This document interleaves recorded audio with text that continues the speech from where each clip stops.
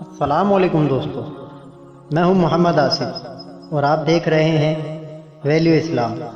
حضرت موسیٰ علیہ السلام اور حضرت خضر علیہ السلام میں بات چیت ہو رہی تھی کہ اچانک ایک پرندہ آیا اور ان کے سامنے دریا سے ایک قطرہ پانی چونچ مار کر لے چلا۔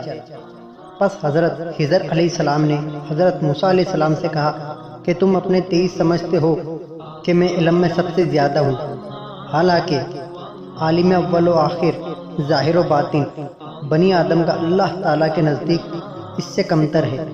جیسا کہ یہ مرغ ایک قطرہ پانی سمندر کے نزدیک کیا چیز ہے، ایسا ہی اللہ تعالیٰ کے نزدیک تمہارا اور ہمارا علم کیا چیز ہے۔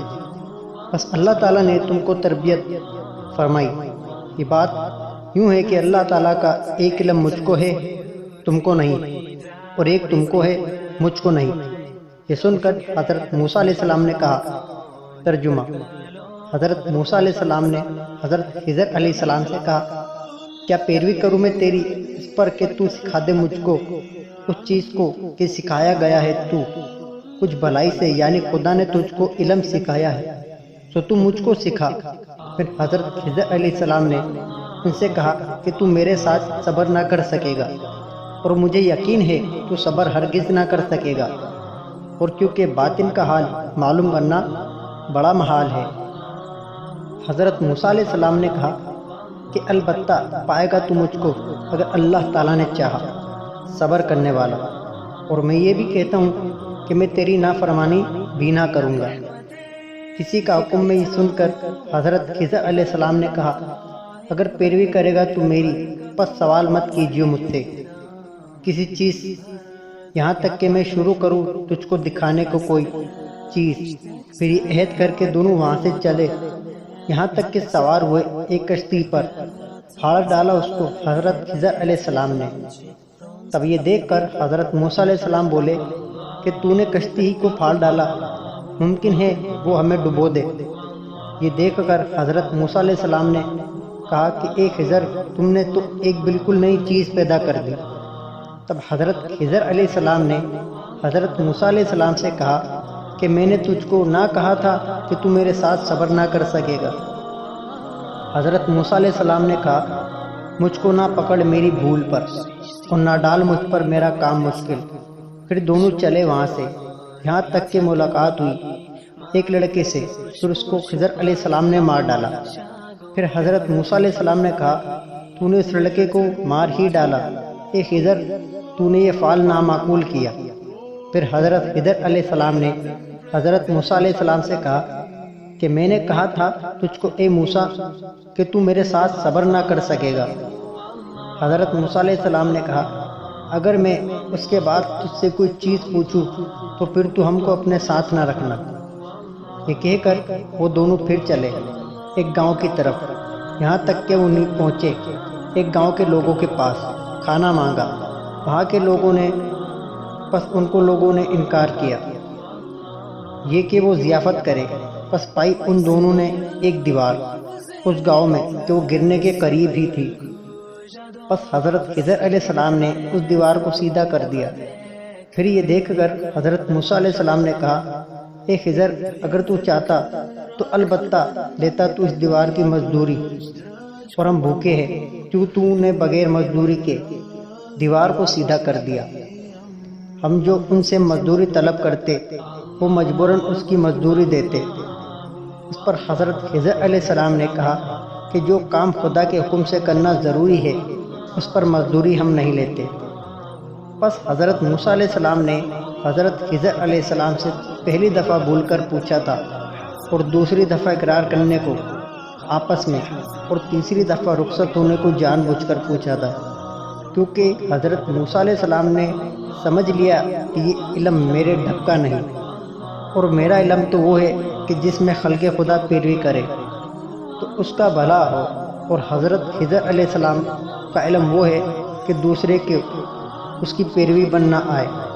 تب حضرت خضر علیہ السلام نے کہا، اے موسیٰ، تو نے عہد اپنا توڑ دیا، اور میں نے تجھ سے کچھ کہا تھا کہ میں جو کام کروں تو مجھ سے مت پوچھیو، اب تم سے ہماری جدائی ہے۔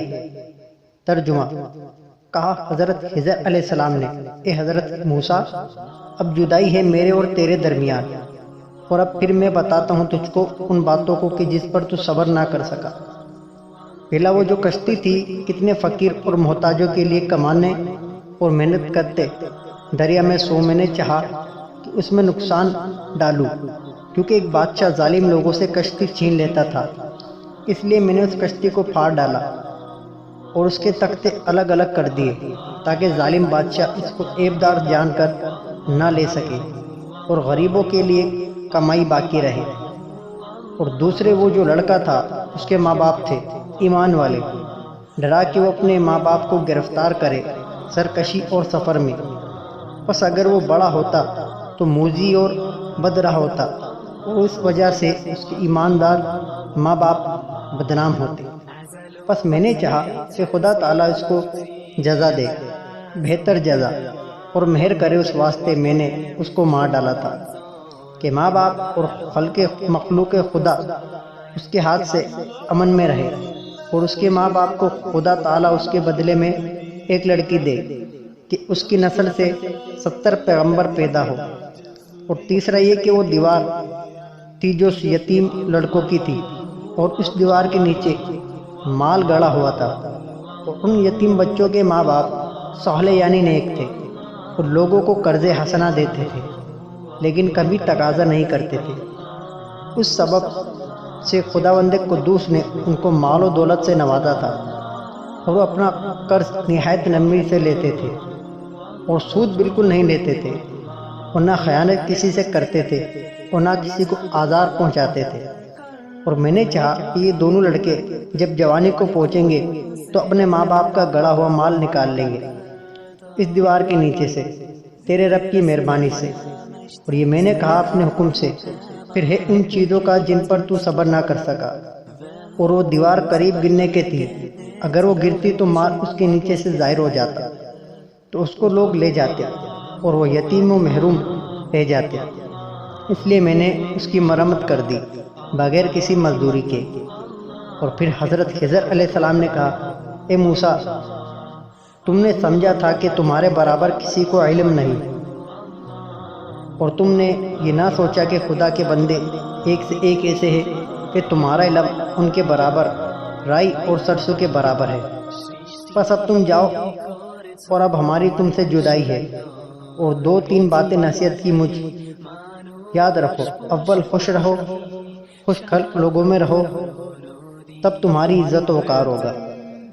اور تشروی اور غرور کسی بات پر مت کیجیے، کیونکہ اللہ تعالیٰ دوست نہیں رکھتا دوسرے سوائے اللہ تعالیٰ کے، اور کسی سے حاجت مت مانگو، خواہ اپنے واسطے ہو یا غیر کے واسطے۔